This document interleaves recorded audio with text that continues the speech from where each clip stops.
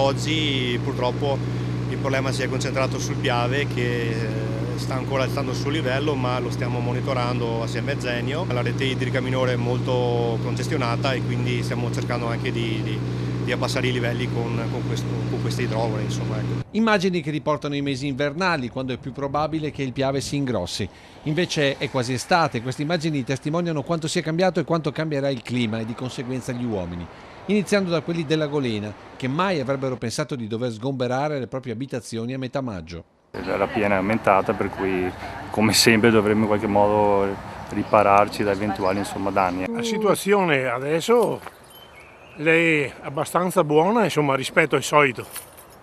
Sì, sempre un disagio enorme, però rispetto al solito è un po' meglio. Sta crescendo ancora, però un aumento molto piccolo, sì. Però comunque lei ha già portato anche delle robe fuori già? Sì, perché ti dà il tempo di fare quasi quello che vuoi. Sempre che tu te lo prenda il tempo, perché se aspetti tanto no. Case risparmiate dall'acqua e case che invece comunque vengono invase dal Piave, ma qui alla fine la si prende con filosofia, perché questa è gente di Golena.